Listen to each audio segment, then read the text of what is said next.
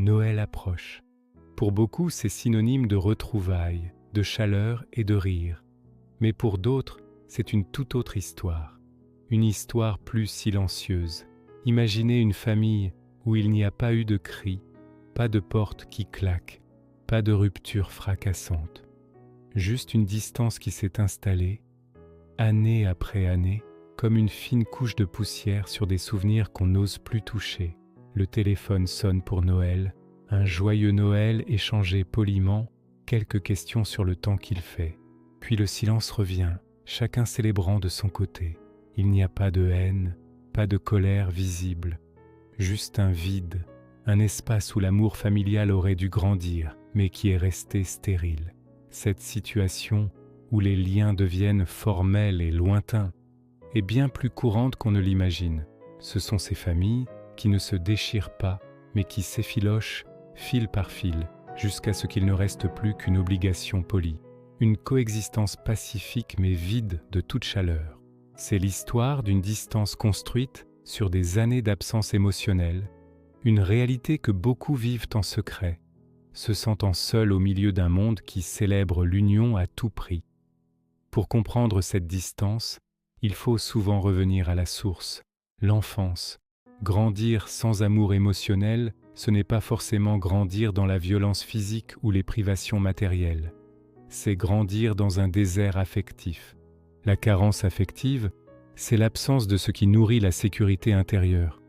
Les regards tendres, les mots qui encouragent, les bras qui réconfortent sans raison, la certitude d'être aimé pour ce que l'on est et non pour ce que l'on fait.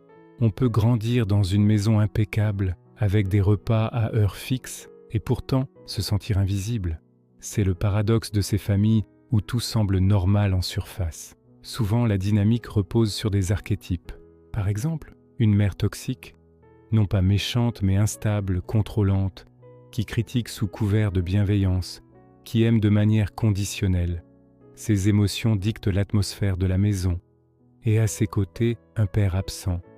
Pas toujours physiquement, il peut être là tous les soirs, mais émotionnellement indisponible. Un père spectateur de sa propre famille, qui ne protège pas, ne valide pas, ne participe pas à la vie affective de l'enfant. Il est une chaise vide à la table des émotions. Dans ce climat, l'enfant n'apprend pas à faire confiance à ses propres sentiments, ni à ceux des autres. Il apprend à se méfier, à être sur ses gardes, car l'amour est perçu comme imprévisible et potentiellement dangereux. Cette enfance construit un adulte particulier, un adulte qui souvent maîtrise l'art de la distance affective. Ce n'est pas un choix conscient, mais un mécanisme de survie appris très tôt. Quand on a grandi en devinant constamment l'humeur d'un parent, en marchant sur des œufs pour éviter une critique ou une crise, on développe une sorte d'armure. Adulte, cette armure reste. Les relations familiales deviennent alors formelles, presque professionnelles. On prend des nouvelles, on en donne, mais on ne partage rien de profond. La chaleur familiale, ce concept si célébré, peut même paraître étrange, voire étouffante. C'est comme regarder les autres profiter d'un plat dont on n'a jamais appris à aimer le goût. Les fêtes, et particulièrement Noël, deviennent épuisantes, pas seulement à cause des préparatifs, mais à cause de la charge émotionnelle que cela représente. Il faut jouer un rôle, celui de l'enfant heureux, du membre de la famille unie, alors qu'à l'intérieur, tout est vide. Cet éloignement n'est donc pas un rejet délibéré ou une preuve de froideur. C'est une adaptation intelligente du cerveau pour se protéger. C'est la seule façon que l'adulte a trouvée pour maintenir un lien, même minimal, sans se laisser consumer par la dynamique toxique de son enfance. Et pourquoi Noël amplifie-t-il tout cela à ce point ? Parce que Noël est un puissant concentré d'attentes sociales et de symboles. La société nous bombarde d'images de familles parfaites, réunies autour d'un feu de cheminée, échangeant des cadeaux dans la joie. Cette pression à être heureux et entouré est immense. Pour celui qui vit une distance familiale, chaque publicité, chaque film de Noël, chaque conversation au bureau devient un rappel douloureux de ce qu'il n'a pas. C'est une confrontation permanente entre l'idéal collectif et sa propre réalité. De plus, les fêtes réveillent des souvenirs implicites, des sensations corporelles liées à l'enfance. L'odeur du sapin, une musique particulière, peuvent suffire à réactiver l'anxiété, la solitude ou le sentiment d'illégitimité ressenti des années plus tôt. C'est le corps qui se souvient, avant même que la pensée ne s'en mêle. Cela crée un paradoxe profond. Beaucoup d'adultes dans cette situation se sentent plus apaisés en passant les fêtes seuls ou avec des amis choisis qu'en étant physiquement réunis avec leur famille. Être seul devient une forme de protection émotionnelle, un espace sécurisé où l'on n'a pas à jouer un rôle, où l'on peut enfin respirer. La solitude choisie est parfois bien moins douloureuse que la solitude ressentie à plusieurs. Malgré cette évidence, la culpabilité est souvent écrasante. Pourquoi se sent-on coupable de prendre de la distance avec ceux qui nous ont élevés? Parce que notre culture sacralise les liens du sang. C'est ta mère, c'est ton père, on n'a qu'une seule famille. Ces phrases, souvent dites sans mauvaise intention, agissent comme des rappels à l'ordre. Elles insinuent que l'amour familial est un devoir, une obligation inconditionnelle, peu importe la souffrance endurée. La culpabilité naît de ce conflit entre notre besoin vital de nous protéger et cette injonction sociale à aimer et pardonner sans condition. Pourtant, maintenir un lien minimal peut être une stratégie saine et mature. Un appel pour Noël, un message pour un anniversaire, ne sont pas des actes d'hypocrisie.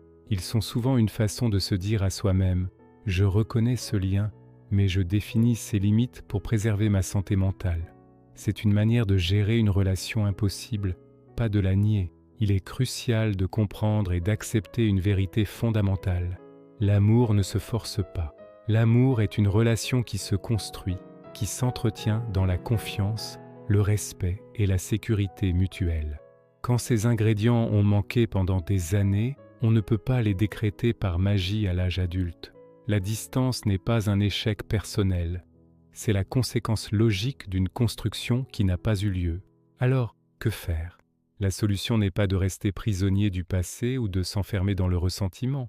Il s'agit de choisir la paix plutôt que le rôle. Honorer ce qu'on a vécu, c'est reconnaître la blessure, la nommer, comprendre comment elle nous a façonnés, sans la laisser dicter tout notre présent. C'est accepter que notre histoire familiale fait partie de nous, mais qu'elle n'est pas toute notre identité. La véritable reconstruction commence quand on s'autorise à créer sa propre définition de la famille et de Noël. Une famille, ce peut être des amis chers, un partenaire aimant, des personnes avec qui on se sent en sécurité et véritablement soi-même. Un Noël réussi, ce n'est pas forcément une grande tablée bruyante. Ça peut être un bon film sous un plaid, un voyage en solitaire, un dîner simple avec une ou deux personnes qui nous font du bien. Se donner le droit de créer ses propres rituels, c'est reprendre le pouvoir sur son bien-être émotionnel. Le message clé à retenir est celui-ci. La distance que vous avez instaurée n'est pas un échec. Dans de nombreuses histoires, c'est un acte de survie. C'est la preuve que vous avez choisi de vous sauver et de construire votre propre chemin vers la paix intérieure. Et c'est le plus beau cadeau que vous puissiez vous faire. Merci d'avoir regardé. Prenez soin de vous